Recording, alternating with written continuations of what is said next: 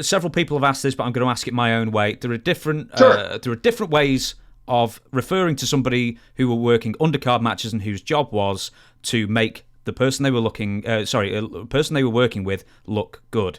What is the term that you prefer? Because there are more pejorative, there are more positive. Enhancement talent, there's carpenters. What's the term you prefer? 2 words. One is enhancement. That's number one. Mm-hmm. Second, I stole this from a friend of mine. We traveled together, Tim White Lightning Horner. Yes. Okay. His one, hey, Barry, you know what we are? This is when he was up in WWF in early 90s. Star makers. Think about it. Mm. So I use star maker, but mostly enhancement. I think the word jobber and whatever, it's wrestling, old school verbiage and jargon. That's fine. But it sounds almost degrading. It's almost like when you say a girl's a whore, or you say she's a slut. That sounds horrible. It's degrading. And I'm not degrading, and I'm not putting people down for that. Now, there is people that have a regular job. You could tell when they're introduced, the face, the body language, the attire, the body, the look, the demeanor, the work ethic. It's not there, but they don't want it to be there. I'm here. I've got a great job. I'm on TV. I meet my heroes, and I'm getting beat by The Undertaker. That's not, no. When I started this journey, James, sure, I wanted more, but I'm grateful for fulfilling my dream. How many people fulfill their dream? My wife tells me this at least once a week, and I have fulfilled it. Would I have wanted more? I'm not going to be greedy, but yes, I would have. Do I deserve it? I think I do. And believe me, if I was the opposite, you'd go, Barry, well, you failed drug tests, you're barely 200 pounds, your work is substandard. If I was all that, then Barry, you're a fuck up. You need to up your game. So, because I've seen other talent that can't even lace my boots, and they're in a different position. I don't mean that in ill will. I'm calling it like it is. I'm just not naming people because I'm not that. I'm not a stooge. I don't do that. Can I ask you then? So your name has come up quite a lot because further on I'll do the same thing. But enhancement talent, I always say, who's the best enhancement talent you've ever worked with? Your name comes up quite a bit. George South's name comes up probably the most. A couple of other names that come up frequently as well. In your opinion, and let's say you can't say yourself, but in the Mount Rushmore of the star makers, the enhancement talent out there who did their job the best, who do you think did their job the best? Oh, wow. See, I'm rating it on everything. Yeah. That's hard. Oh, my God. I've put you on the spot here early, Barry. I'm sorry.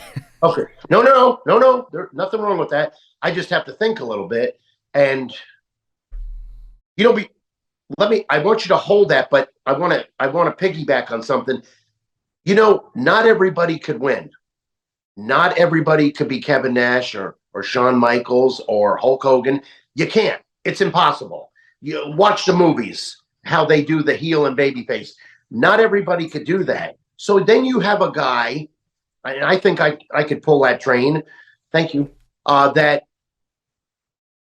we could use him on top. We could do this. We could do that. But he gets over our guys that, for instance, there's two kinds of guys you can get over. I can go out there with Bret Hart on TV for 10 minutes. He doesn't need help, but it's going to be a better match. But I'm going to go out there with Mr. Face Paint and shaking the top ropes and running to the ring. And basically the match is over after that. He's all blown up and whatnot.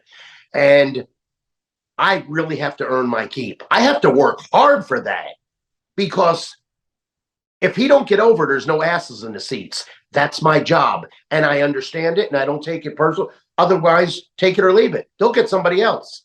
I have no issues with that. And I'm fulfilling my dream. I'm doing it. And it paid off, because I've been at that gorilla position, James, hundreds, oiled up, pumped up. Barry, we got to cancel your match. Thank you. No yelling, no kipping garbage cans. I got paid for putting my boots on. Okay. But I'm ready when you need me. And I think that's paid off also with different things. So you could use me either way, but you got to have people like me. You can't have superstar after superstar from match 1, 2, 3, 4, 5, 6, 7. It won't work. It just won't.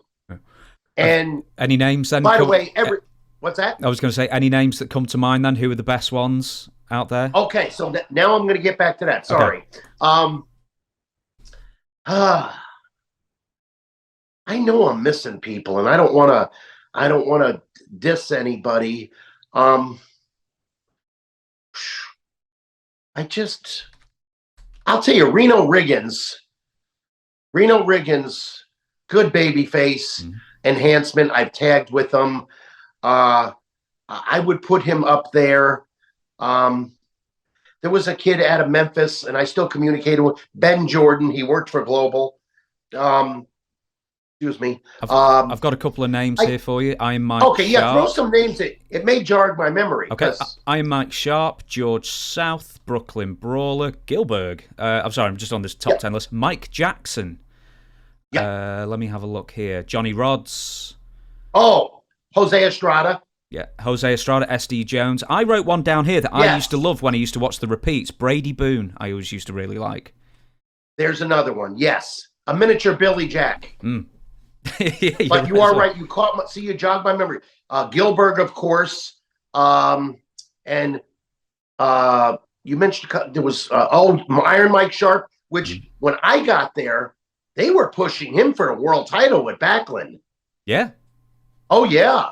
Vince Sr. was. And the strap thing, unique. To this day, nobody does that.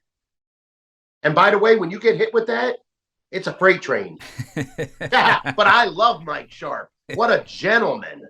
Great person. Great. The noisiest wrestler possibly ever. Oh. Although, I'll tell you who's pretty noisy too is Harley Race. Oh, really?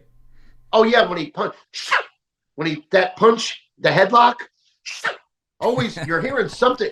Is there a fly in here or what? You know what I mean? It's hilarious. But I pick up on those mannerisms. I'm going to give you a couple more. See, so there's another list here I'm looking at. Jim Powers, which I never understood why he didn't. You know, he pretty much had everything. Jim Powers, Pete Doherty, that's a great name. The Mulkey Brothers, Lanny Poffo, of course. Let me see. Yeah, some great names there.